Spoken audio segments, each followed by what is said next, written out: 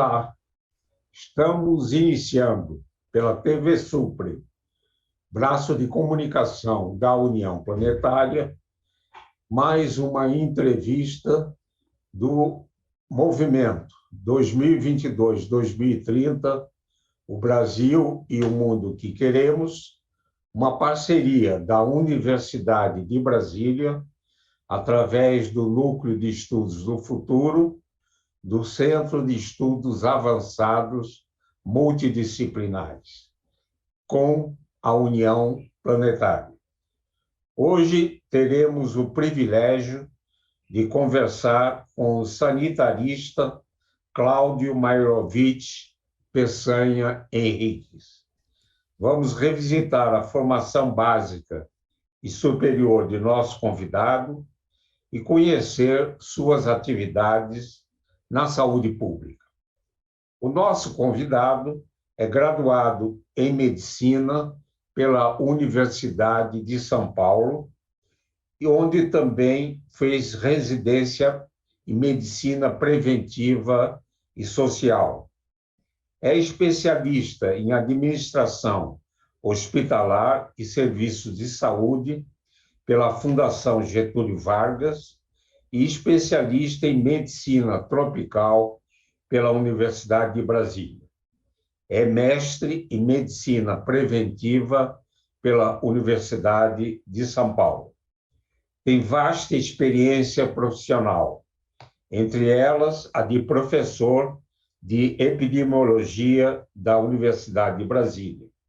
Foi diretor-presidente da Agência Nacional de Vigilância Sanitária, a Anvisa, e coordenador na Secretaria de Vigilância e Saúde do Ministério da Saúde. Tem vasta experiência em saúde pública, tendo publicado 19 artigos em revistas científicas, 19 capítulos de livros e 8 livros. Atualmente atua na Fundação Oswaldo Cruz de Brasília. Muito obrigado, sanitarista Cláudio Mairovich Peçanha Henriques, por ter aceito ao nosso convite. Na minha primeira indagação, pediria para revisitar sua infância e juventude, sua formação básica e superior e os caminhos que o levaram para atuar na área de medicina sanitária. Muito obrigado pela oportunidade de participar. É importantíssimo, acho que esse trabalho que vem sendo feito por um olhar abrangente, acho que nós estamos precisando muito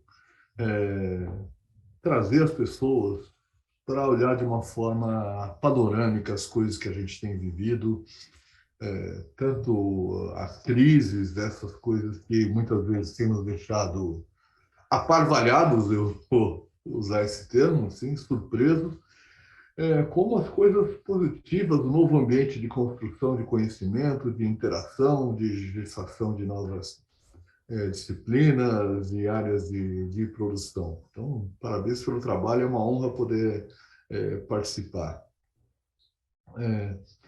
Não tenho grandes comemorativos, digamos assim, grandes fatos diferentes a pensar. Acho que cada um de nós tem as suas peculiaridades da infância, cada um vai se lembrar de momentos muito ricos da sua infância. Minha infância, particularmente, era de uma família de classe média, que morava inicialmente na região central do município de São Paulo, perto de onde hoje está aquela concentração de pessoas que ganhou o apelido de Cracolândia. Na época era um bairro central, e lá estudei em São Paulo, passei toda a infância, adolescência por lá, mudamos de bairro um pouco, e era um período. Na época a gente não sabia direito o que significava isso, mas era basicamente o período da ditadura. Eu nasci em 61, significa que antes de completar os 3 anos de idade, houve o golpe militar, que e esses regimes me acompanharam, quer dizer, na verdade eu os acompanhei de alguma forma, e até os anos de universidade, onde eu entrei em 79.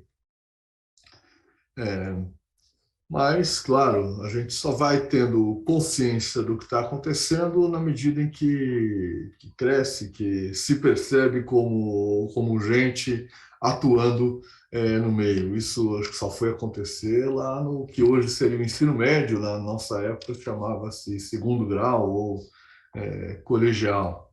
Ainda, principalmente porque estudei em escola privada na época em São Paulo, que era um ambiente muito pouco permeável a qualquer tipo de discussão política. E, de forma geral, já havia uma supressão da discussão na sociedade como um todo, jornais censurados, revistas, meios de comunicação sob grande controle. Nas escolas privadas, então, o que chegava era menos ainda.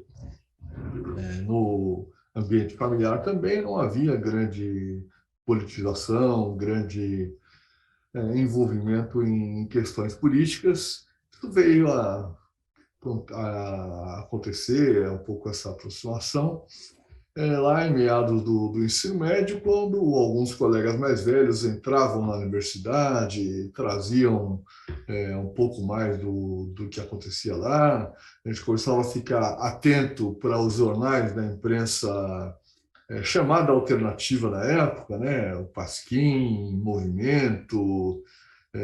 Tive a oportunidade depois de participar de um deles, que era o Voz da Unidade, depois o jornal À Esquerda também tive a oportunidade de colaborar um pouquinho, mas não passava pela minha cabeça, então, qualquer tipo de envolvimento, não tinha atenção para questões mais gerais, que dissessem respeito ao modo de vida das pessoas, ou as políticas públicas, as políticas de Estado. Claro, chamava a atenção da gente quando a gente tinha contato um pouco mais consciente com o que significava a ditadura e o que era a desigualdade social, a fome, especialmente na medida em que essa face se tornava muito visível numa cidade como São Paulo, especialmente nas regiões mais movimentadas da área central, que era o que eu frequentava. Praticamente não tinha contato com a São Paulo da periferia de então.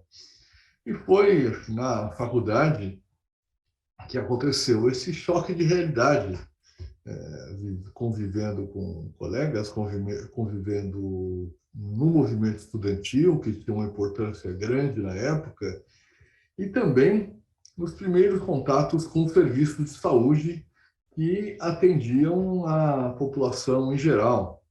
Ainda não havia o SUS na época, mas nós tínhamos os serviços públicos. O nosso campo de estágio na época era principalmente o Hospital das Clínicas da Faculdade de Medicina, que atendia um volume enorme de pessoas, muita gente com doenças relacionadas à pobreza e muita gente, boa parte das pessoas, com muita dificuldade também para ter acesso e para seguir seus tratamentos, para qualquer mudança no estilo de vida. Nós tínhamos também, então, estágio no Centro de Saúde Escola, Samuel Pessoa, Centro de Saúde Escola do Butantã, onde também era um contato um pouco diferente com a realidade. E isso, claro, naquele período de estudante de medicina, muito jovem, a minha própria escolha pela medicina foi uma coisa tardia, como eu vinha de um lar de engenheiros, tanto pai e mãe engenheiros civis, era quase que a minha visão de vida adulta era ser engenheiro.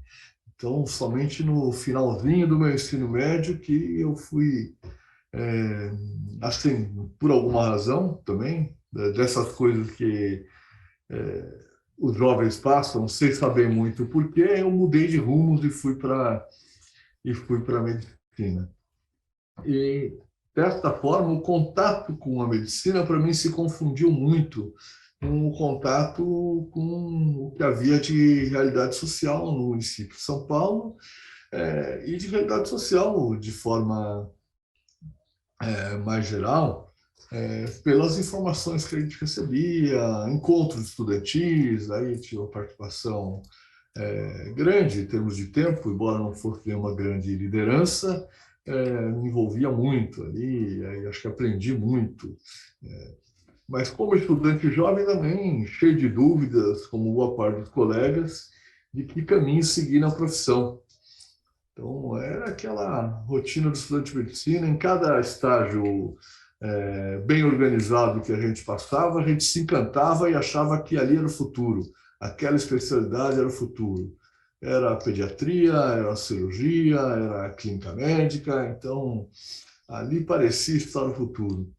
Até que já no encerrar do curso, eu acabei fazendo uma opção para me dedicar à saúde pública, porque me parecia que a perspectiva individual da medicina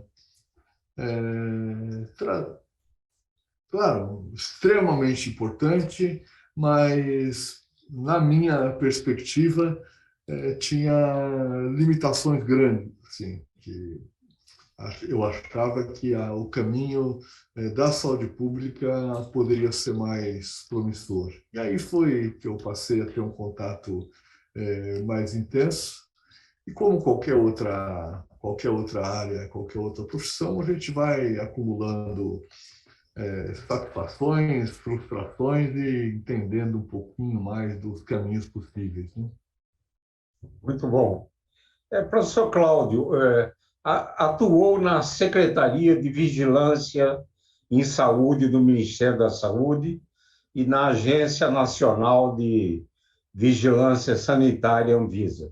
Poderia destacar os objetivos dessas importantes instâncias para a saúde pública do Brasil?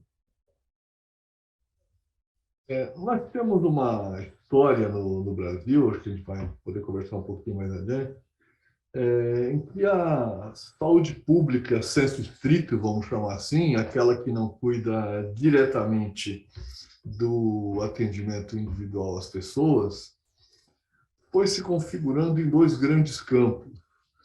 O campo da vigilância sanitária, que em tese cuida dos riscos à saúde, ou seja, das condições que podem representar uma possibilidade das pessoas terem contato com agentes infecciosos, com agentes tóxicos, com condições que possam levá-las a adoecer ou se acidentar, e um outro campo da vigilância epidemiológica, que olha para quase a mesma coisa, só que pelo ângulo inverso. Uma olha para os riscos que podem gerar doenças, a outra olha para as doenças e procura enxergar por que elas existem, de que forma interromper o seu ciclo de transmissão ou de propagação. E nós mantemos essa cisão ainda, acho que exagerada, entre esses dois campos, também na vida institucional. Então, nós temos no Ministério da Saúde, em praticamente todas as secretarias estaduais e municipais da saúde, uma área que olha para a vigilância sanitária, ou seja, olha para as coisas, para os produtos e processos relacionados de forma intrínseca à atividade econômica, à atividade produtiva, que expõe as pessoas aos riscos, seja pela produção, seja pelo consumo de produtos. E, de um outro lado, uma área que procura detectar e agir ou lançar mão de mecanismos específicos de proteção contra doenças, especialmente doenças infecciosas, doenças transmissíveis, que são endêmicas ou podem se tornar endêmicas ou epidêmicas no país.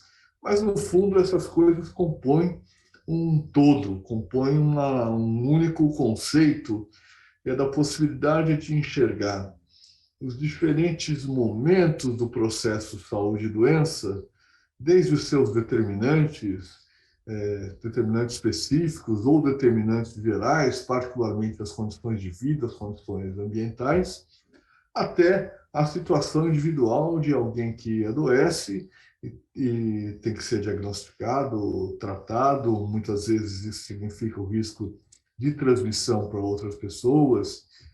Então, isso é um contínuo, na verdade, a possibilidade de intervir em algum momento desse processo. Quando nós estamos lá no comecinho do processo, a gente está pensando em evitar que as pessoas enfrentem condições que as levarão ao adoecimento.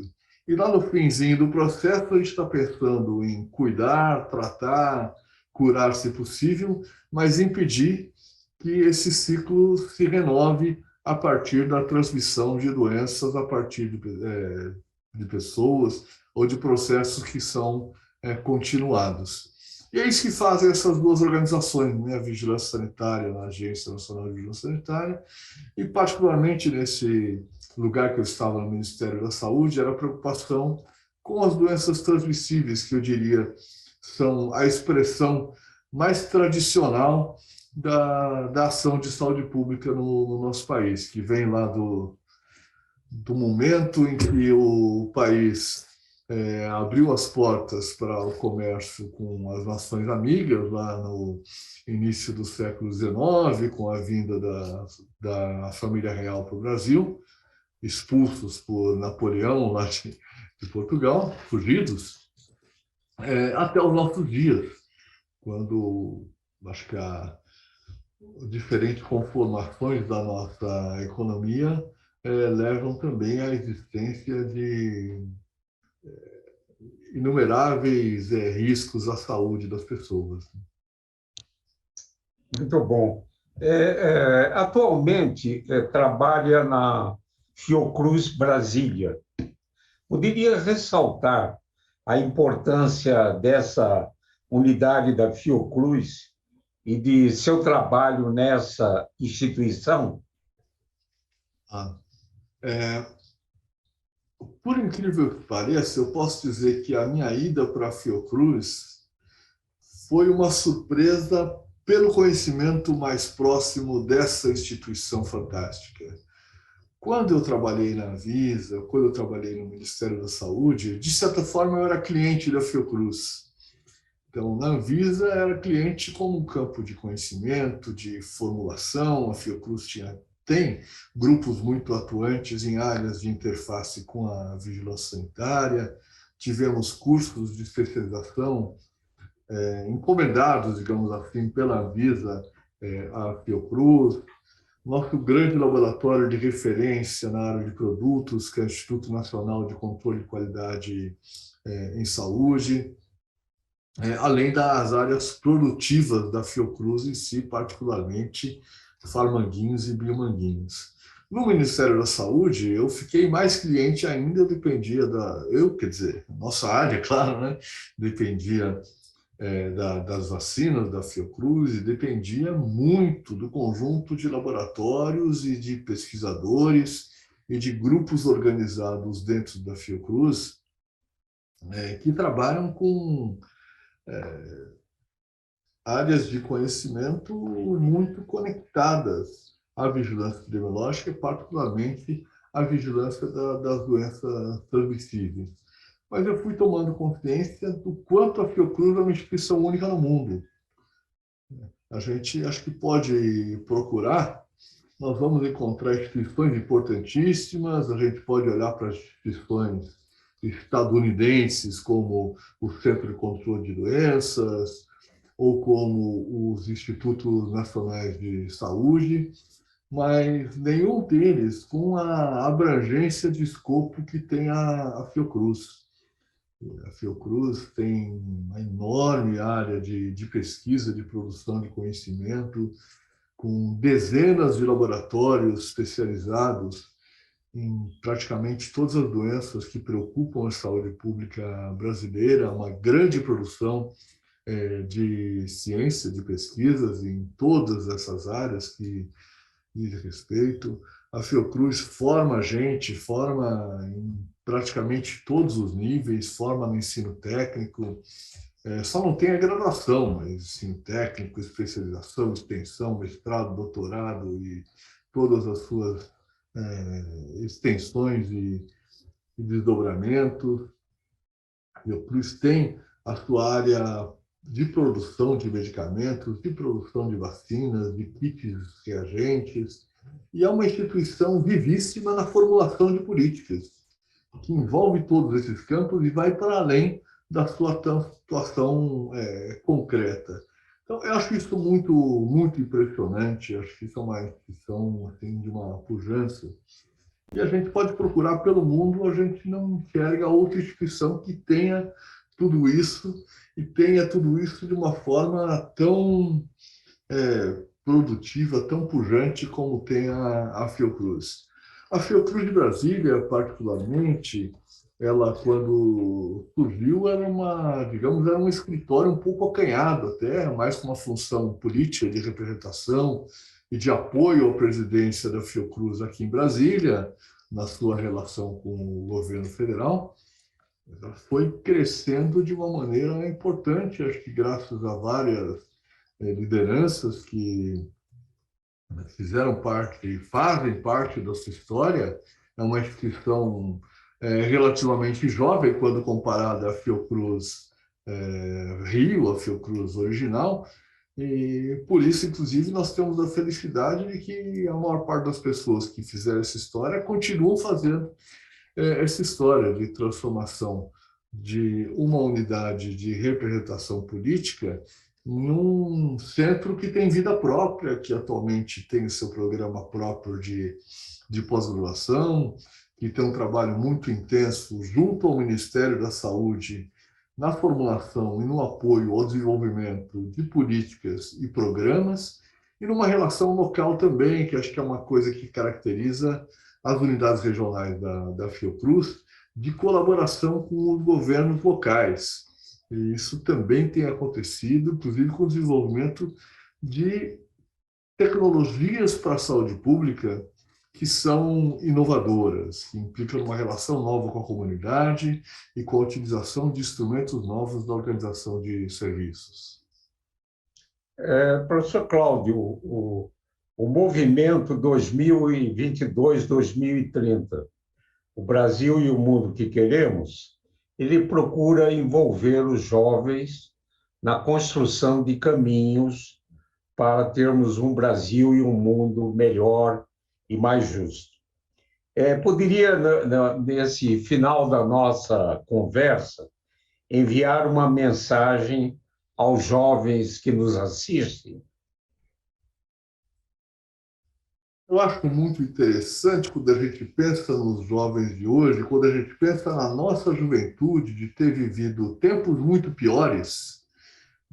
Nós vivemos ditaduras, nós vivemos tempos muito piores, em que a pobreza era ainda mais marginalizada, embora numericamente pudesse não ser tão expressiva, porque muitas vezes acho que os jovens de hoje eles têm um referencial de partida já bastante elevado. Então, quando as coisas vão mal, e hoje elas vão mal, dá a impressão que elas estão indo de um jeito muito pior, porque o patamar de referência ele vinha sendo um patamar positivo ao longo de pelo menos 2 décadas, que é o espaço de vida que os jovens puderam observar. Jovens que têm hoje até, digamos, 30 anos de idade, quando eram crianças não observavam muita coisa. Quando puderam observar, viam governos progressistas, governos preocupados com políticas públicas, com políticas sociais, crescimento da economia, crescimento de emprego. E aí viram nesses últimos anos isso ruir, como se fosse a pior coisa que podia acontecer. E, de fato, acho que para nós está acontecendo coisas que a gente não imaginava, coisas horrorosas.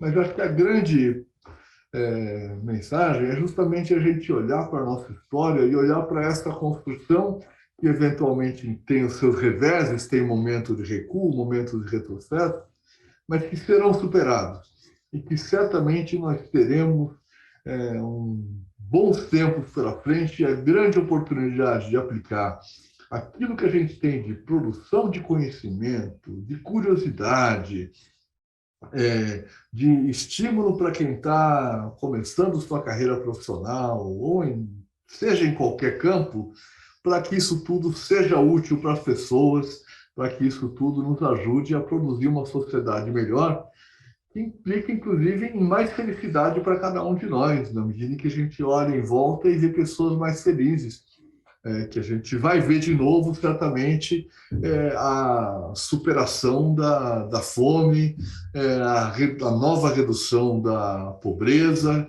já tivemos uma vez, vamos viver isso de novo, certamente, e acredito que os jovens são, assim, aquilo que são aqueles que nos trazem a esperança de um processo continuado de melhoria pela frente, especialmente na medida em que eles se interessem por ciência e se interessem por colocar conhecimentos a serviço da população, no desenvolvimento de políticas públicas e no desenvolvimento de uma sociedade mais solidária, mais aberta, mais voltada para as coisas que são importantes em caráter permanente, acho que para a nossa cultura. Né? Muito, muito boa mensagem, assinamos embaixo essa mensagem. Eu fiquei muito contente quando mencionou, revisitando a sua formação, né, o Instituto Butantan e a Faculdade de Medicina da Universidade de São Paulo, né, por onde passaram lideranças como, por exemplo, Isaías Rao, no Instituto Butantan, e citou o professor Samuel Pessoa, né? Sim. Um parasitologista de visão que formou e incorporou no seu grupo o casal Dini, Maria e Leônidas Dini, né? Luiz Debrando Pereira da Silva, Ernei Camargo e outros, né? A gente tem o dever, né, de continuar a obra desses pioneiros, dessas lideranças, para a gente, como mencionou, ter uma sociedade mais harmônica, mais justa, e com a participação dos jovens, a gente chega lá. Muito obrigado, Cláudio Marovitch Peçanha Henriques, por essa importante e interessante conversa, e felicidades na sua atuação agora na Fiocruz Brasília. Esse e outros programas do movimento 2022-2030, o Brasil e o Mundo que Queremos, eles podem ser acessados no canal YouTube da TV Supre. Gostaria de agradecer a todas e a todos que estiveram conosco e voltaremos a nos encontrar em uma próxima oportunidade. Até lá!